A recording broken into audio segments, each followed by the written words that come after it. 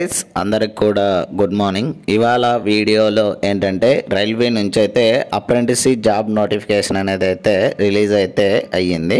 So దాని గురించి అయితే చూద్దాము. సో మనకు రిలీజ్ అయింది వచ్చేసరికి అప్రెంటిస్ జాబ్స్ అండి. మొత్తం యాజ్ పర్ అప్రెంటిస్ రూల్ 1961 ప్రకారం అయితే మనకైతే అప్రెంటిస్ జాబ్ అనేది అయితే రిలీజ్ అయ్యాయి. సో ఫస్ట్ వచ్చేసరికి serial number, apprentice type, field ఏంటి, అండ్ ఏ స్టేట్స్, లొకేషన్ ఏంటి, అండ్ మొత్తం టెంటేటివ్ వేకెన్సీస్ ఎన్ని ఉన్నాయి, డ్యూరేషన్ ఎన్ని రోజులు, అండ్ మంత్లీ స్టైఫండ్ అయితే ఎంత వస్తుంది అనేది చూద్దాము. వీడియోను ఎవరైనా కానీ కొత్తగా చూస్తున్నట్లయితే please like, share and subscribe చేసుకోవడం అయితే మర్చిపోద్దండి గైస్. సో ఫస్ట్ వచ్చేసరికి ఎవరైతే గ్రాడ్యుయేట్ ఇంజనీర్ కానీ ఎవరైతే డిప్లొమా ఇంజనీరింగ్ చదువుతుంటారో వాళ్ళైతే దీనికైతే ఎలిజిబుల్ అండి. సో ఫస్ట్ ఫీల్డ్ వచ్చేసరికి ఎలక్ట్రానిక్స్ అండ్ టెలికమ్యూనికేషన్ లేదా కంప్యూటర్ సైన్స్ లేదా ఎలక్ట్రికల్ ఆర్ ఎలక్ట్రానిక్ ఇంజనీరింగ్ అయితే చదివి ఉండాలని అయితే చెప్తున్నారు. సో వీటి యొక్క లొకేషన్స్ వచ్చేసరికి first corporate office New Delhi and Gurgaon అయితే ఇవ్వడం జరిగింది. నెక్స్ట్ సెకండ్ వన్ వచ్చేసరికి నార్త్ రీజియన్ వచ్చేసరికి ఢిల్లీ, జైపూర్, లక్నో, గోరఖ్పూర్ అండ్ ఇక్కడైతే కొన్ని లొకేషన్స్ ఇవ్వడం జరిగింది. రోహతక్, బాండా నుంచి వారణాసి, కాన్పూర్, రోర్కే, జైపూర్ అని అయితే ఇవ్వడం అయితే జరిగింది.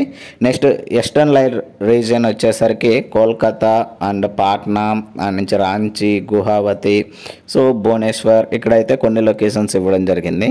నెక్స్ట్ సౌత్ రీజియన్ విషయానికి వచ్చేసరికి సికింద్రాబాద్, బెంగళూరు, చెన్నై అండ్ ఎర్నాకుళం, విజయవాడ అయితే ఇవ్వడం అయితే జరిగింది. సో నెక్స్ట్ ఫిఫ్త్ వన్ వచ్చేసరికి వెస్ట్ రీజియన్ అండి. వెస్ట్ రీజియన్ విషయానికి వచ్చేసరికి నాగ్పూర్, భోపాల్, అహ్మదాబాద్, ముంబై అండ్ పూణే నుంచి అయితే రిలీజ్ కావడం అయితే జరిగింది. సో ఇవి మొత్తం రిలీజ్ అయిన వేకెన్సీస్ వచ్చేసరికి 40 వేకెన్సీ అయితే రిలీజ్ కావడం అయితే జరిగింది. సో డ్యూరేషన్ వచ్చేసరికి 1 ఇయర్ అండి. ఈ అప్రెంటిస్ వచ్చేసరికి మొత్తం మనకు 1 ఇయర్ అయితే ఉంటుంది ట్రైనింగ్. సో ఎవరైతే గ్రాడ్యుయేట్ ఇంజనీర్ చదివింటారో వాళ్ళకు వచ్చేసరికి స్టైఫండ్ కింద 14,000 అయితే మంత్లీ శాలరీ అనేది అయితే ఇవ్వడం జరుగుతుంది. అండ్ ఎవరైతే డిప్లొమా ఇంజనీరింగ్ చదివింటారో వాళ్ళకు వచ్చేసరికి మంత్లీ స్టైఫండ్ 12,000 అయితే ఇవ్వడం అయితే జరుగుతుంది. ఇది వేకెన్సీ అండ్ శాలరీ విషయానికి సంబంధించి గైస్. సో నెక్స్ట్ వచ్చేసరికి కొన్ని ఎలిజిబిలిటీ క్రైటీరియా అయితే చెక్ చేద్దాము. ఎవరైతే full time regular final year చదువుతుంటారో గ్రాడ్యుయేషన్ ఇన్ ఇంజనీరింగ్ కానీ full time regular in 3 years diploma in engineering చదువుతుంటారో వాళ్ళైతే ఎలిజిబుల్ అండి. అండ్ ఏంటంటే మినిమం 60% మార్క్స్ అయితే వచ్చిండాలి in the field of electronics and telecommunication లేదా కంప్యూటర్ సైన్స్ లేదా engineering or information technology or electrical engineering or electronic engineering or any other combination of engineering branches అని అయితే ఇవ్వడం అయితే జరిగింది. సో ఈ ఫీల్డ్ అయితే చదివి ఉండాలని అయితే చెప్తున్నారు. అండ్ ఏంటంటే ఏజ్ లిమిట్ విషయానికి వచ్చేసరికి 18 నుంచి 27 సంవత్సరాల మధ్యలో అయితే ఉండాలని అయితే చెప్తున్నారు.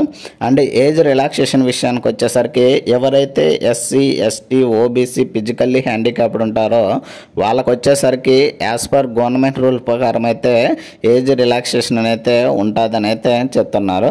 సో ఆల్రెడీ ఎవరైనా కానీ అప్రెంటిస్ చేసి లేదా ఎనీ అదర్ ఆర్గనైజేషన్లో టర్మినేట్ అయ్యి అలా ఉన్నట్లయితే వాళ్ళైతే దీనికైతే ఎలిజిబుల్ కాదని అయితే క్లియర్గా మెన్షన్ చేయడం అయితే జరిగింది. So last date online application వచ్చేసరికి 16వ తేదీ ఆగస్ట్ 2025 నాటికైతే ఎండ్ అయితే అవుతుంది ఈ అప్లికేషన్ అనేది. సో ఆ లోపు అయితే మీరైతే అప్లై అయితే చేసుకోండి గైస్. సో అఫీషియల్ వెబ్సైట్ వచ్చేసరికి రిజిస్టర్ చేసుకోవాల్సింది nats.education.gov.in అనే వెబ్సైట్లోకి వెళ్ళైతే మనమైతే అప్లై చేయాల్సింది అయితే ఉంటుంది. సో ఏంటంటే ఎవరైతే దీనికి ఎలిజిబుల్ అయ్యే క్యాండిడేట్స్ ఉంటారో వాళ్ళ యొక్క డాక్యుమెంట్స్ని అయితే సర్టిఫికేట్స్ని అయితే అప్లోడ్ చేయాల్సింది అయితే ఉంటుంది. సో ఇదేంటంటే మెరిట్ బేస్ మీద అయితే సెలెక్ట్ చేయడం అయితే జరుగుతుంది. అండ్ ఇంకేంటంటే మీ యొక్క డాక్యుమెంట్స్ అనేది 1 MB లోపు అయితే ఉండాలని అయితే చెప్తున్నారు. డాక్యుమెంట్స్ అన్నీ కూడా 1 MB లోపు ఉండి సబ్మిట్ చేయాలని అయితే క్లియర్గా చెప్పడం అయితే జరుగుతుంది. సో వాటి ప్రకారం అయితే సో ఏదైనా కానీ కొన్ని జనరల్ క్వైరీస్ ఉన్నట్లయితే దానికైతే ఒక మెయిల్ ఐడి అయితే ఇవ్వడం జరిగింది. సో మెయిల్ ఐడి వచ్చేసరికి ajay.monga@ railtelindia.com అని అయితే ఇవ్వడం జరిగింది.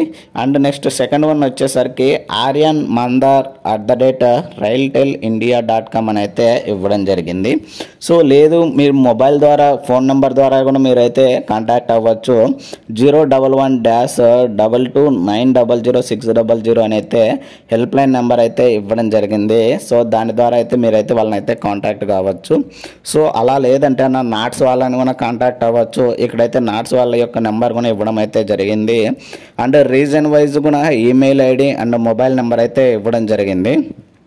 సో సౌత్ రీజియన్కి వచ్చేసరికి ఈమెయిల్ ఐడి ఇవ్వడం జరిగింది. studentquery@board-srp.com అని అయితే మెయిల్ ఐడి అయితే ఇవ్వడం జరిగింది.